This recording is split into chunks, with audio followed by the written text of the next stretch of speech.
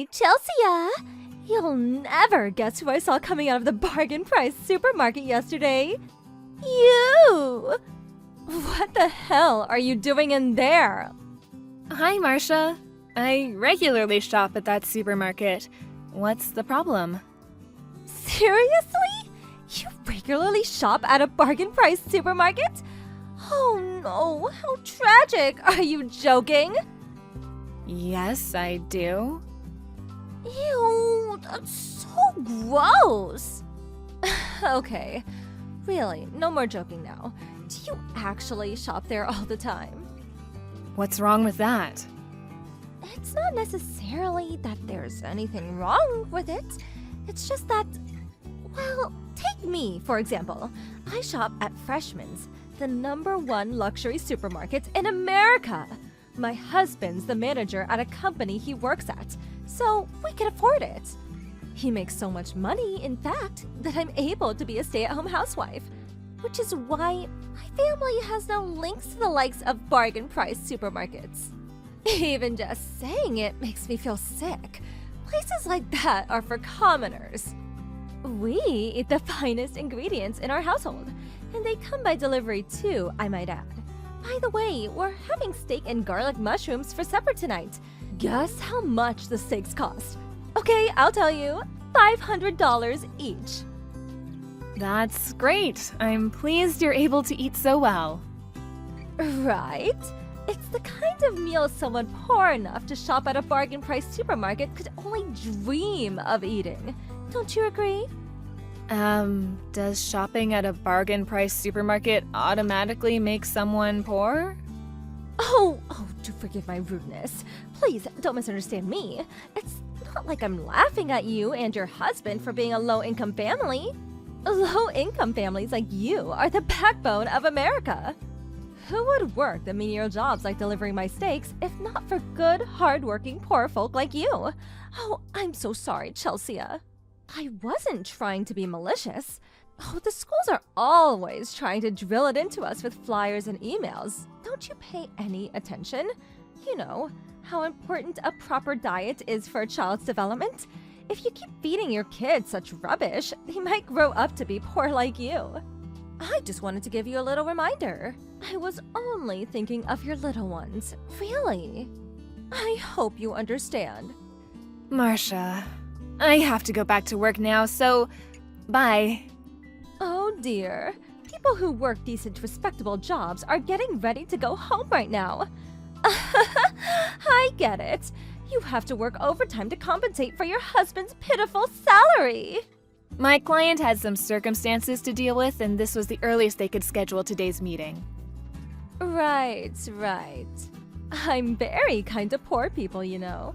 So kind, in fact, that I'm willing to go along with that imaginative little story of yours, if that makes you feel a little better. Goodbye. Good luck supplementing the finances. I'm rooting for you, sweetie.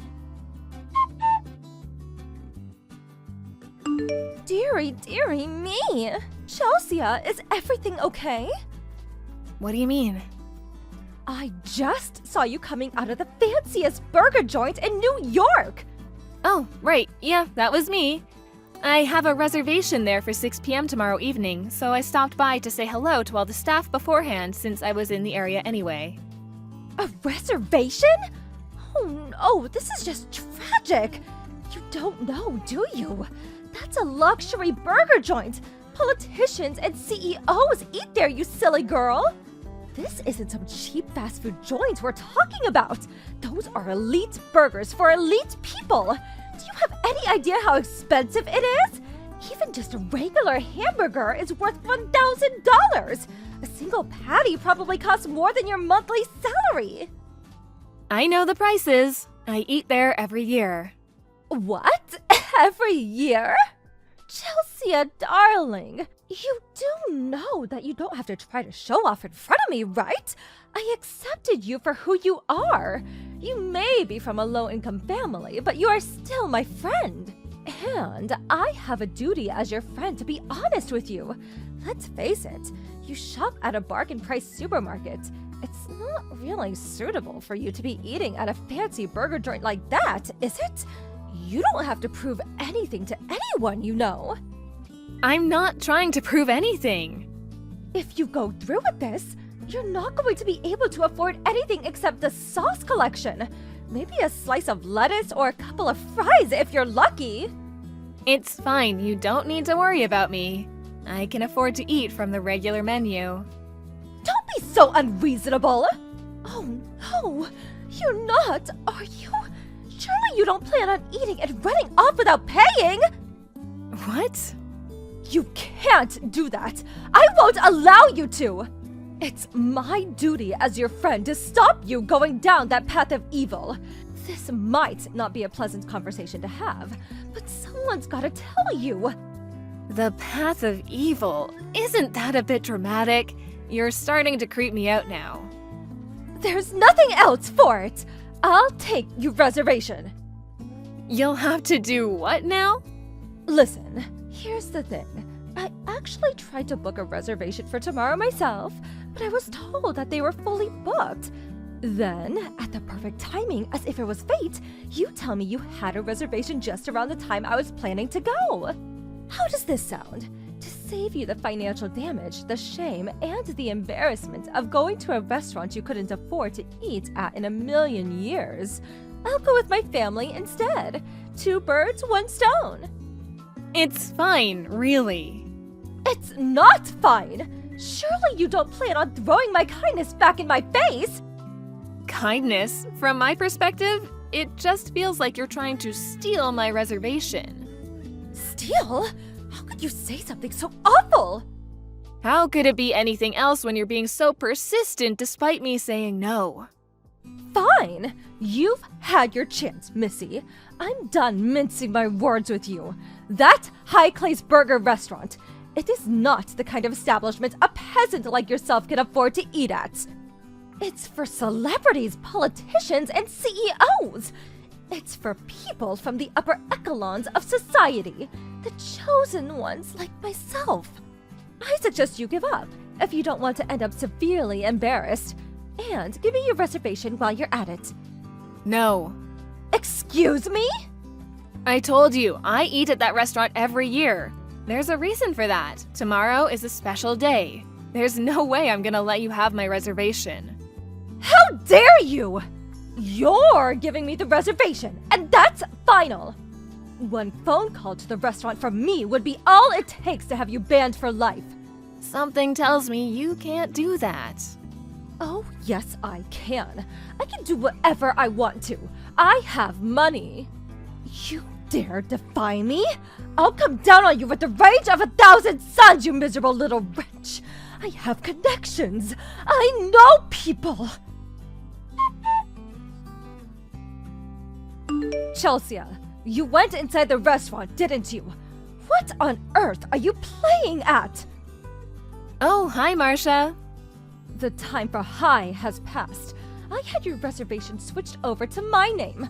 What are you doing in there? The restaurant's reputation will be irreparably damaged if people find a lowly peasant like you went inside. You'll make an upholstery smell. Hurry up and get out now. Did you go in pretending to be me? No, I most definitely didn't. I got a phone call from the restaurant asking for confirmation regarding your call about the name change on the reservation.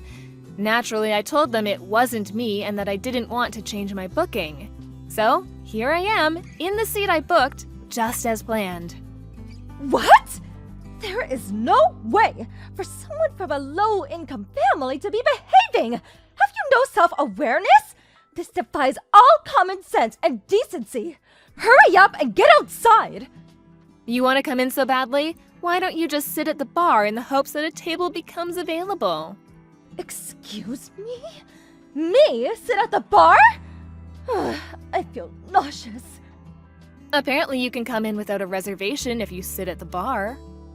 That's not the point. You shouldn't be in there! You're poor, your family are poor, your children will be poor, and your filthy peasant aura is going to upset the clientele if you stay even a moment longer! How many times do I have to repeat myself? There are two kinds of people in this world. Those who can afford to eat at luxury restaurants, and those who can't. It's plain as day which category you fall into, so get out! I don't remember hearing any rules like that. It's an unspoken understanding. Good grief. To think you can't even comprehend something as simple as that.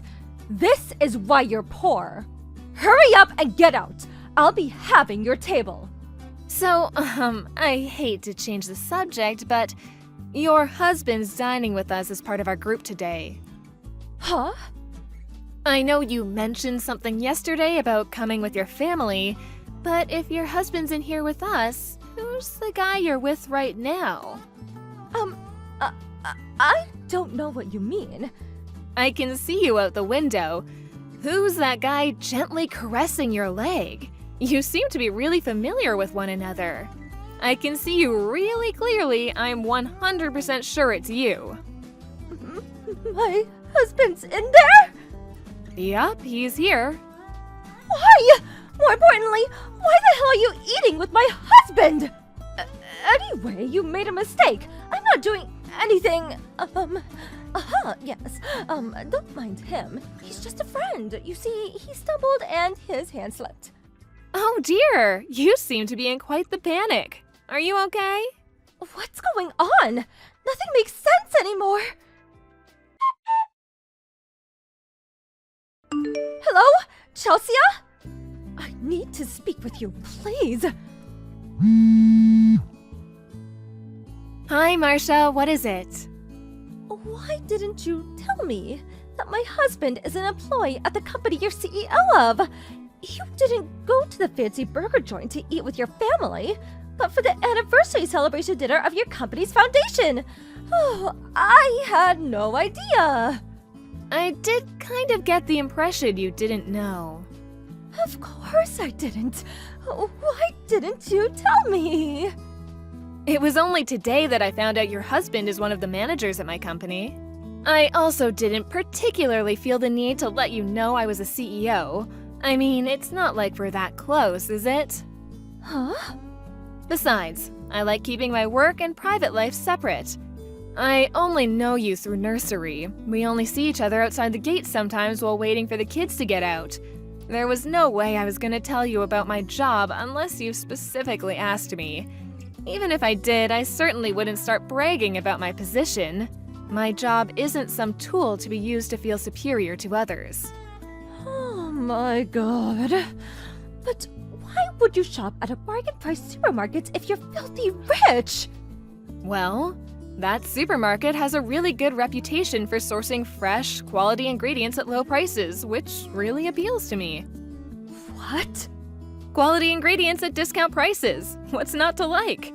That's our family's policy on food, and I plan on instilling the same values in my kids. Wait, have you been looking down your nose at me this whole time? Not at all. I just don't have the time or energy to engage in pointless egotistical disputes over social status.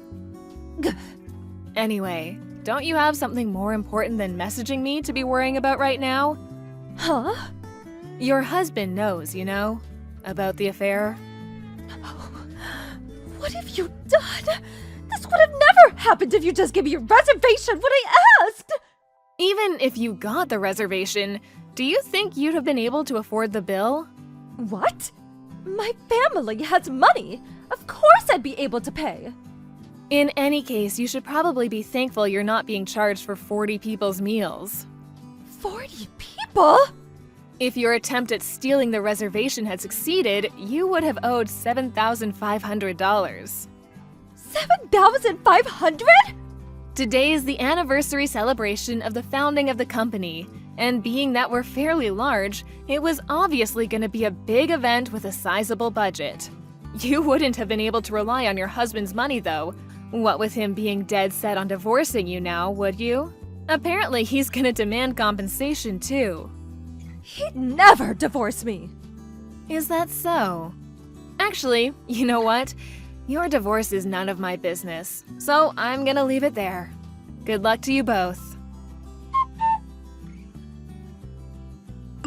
Marcia's confidence in the safety of her marriage was misplaced, and her husband did indeed divorce her. With that, she had no choice but to go and live with her parents. Custody of the kids was handed to her husband due to his stable financials. Marcia's lover was, believe it or not, a college student. It turns out the reason she was so frantically trying to steal my reservation was because it was her boyfriend's birthday. And because she was so desperate to make him like her, she regularly splashed out on lavish restaurants and presents using her husband's money, and even going into debt on top of that. Even more tragically, she had him convinced she was a single CEO. He yelled at her with, what was that cringy line of hers? The rage of 1,000 suns? Before breaking up and leaving her crying in the street. She was disowned by her parents, who were just as furious. Between the compensation and child support payments she was ordered to pay in divorce court, on top of the crippling debt repayments, she didn't have a chance of sustaining her expensive lifestyle, and her delusions of being a high-rolling celebrity disappeared with all of her money. I hear she works 3 jobs now. That's gotta be tough.